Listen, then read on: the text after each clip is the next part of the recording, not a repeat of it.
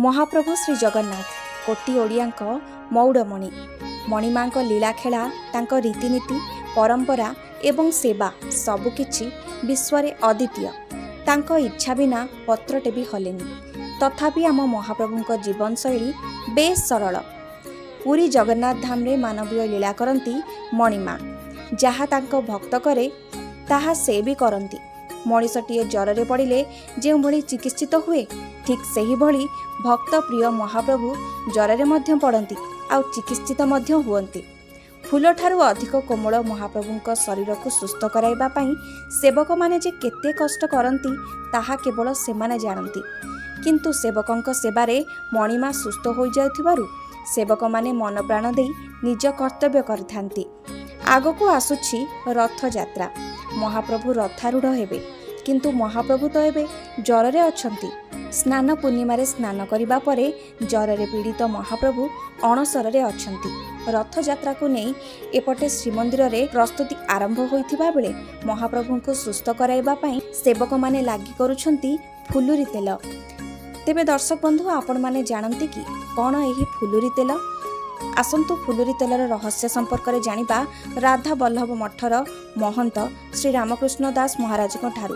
नमस्कार, कभर ओडिशार स्वतंत्र उपस्थापना को स्वागत करुछि मु शर्मिष्ठा।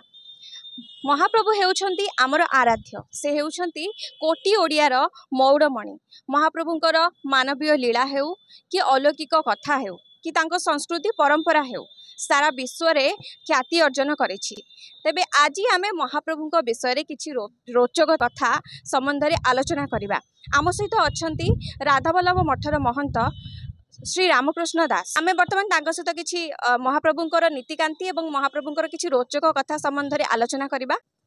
आपनको स्वागत करूछि हमर कार्यक्रम को। जय जगन्नाथ। वर्तमान महाप्रभु असुस्थ अछंती, तो महाप्रभुंकर माने सुस्थ कामना पई सेवायत माने फुलुरी तेल लागि करूछंती।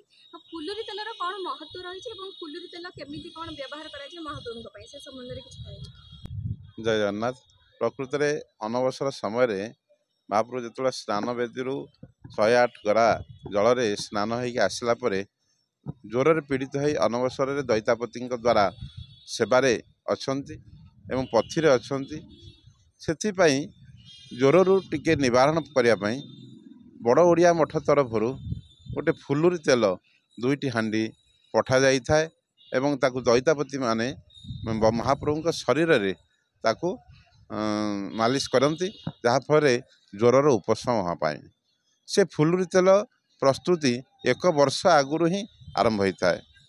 बड़ ओडिया मठर अगणा रे गोटे माटी हांडी रे राशि तेल, जोड़ा कि घना राशि तेल, ता सहित किछि सुवासित फूल जेपरी मालती, जुई, जाई, मल्ली, केतकी ये सब फूल गुड़िक पका जाई सेथिरे माने गोटे घोड़णी दिया जाए अगणारे तांकर पोता जाए एवं जो जगार पोता जाए सेठी कौन प्रकार शुद्धता रखा जाए एवं जहा कि हेरा पूर्व वर्ष हेरा पंचमी तिथि रे एटा पोता जाई थाए।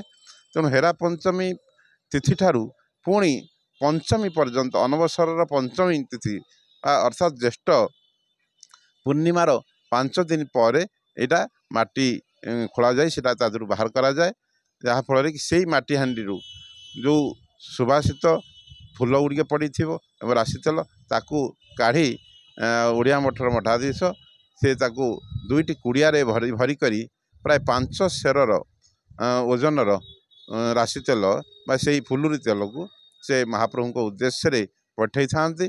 ताकू गारद घरे ताकू जिमा दिया जाए। गारद घरु दैतापति माने ताकू नहीं महाप्रभु शरीर रे मालिश करती, जहा फल निश्चित भाव में महाप्रभुंर सुस्थता टिके अनुभव हुए।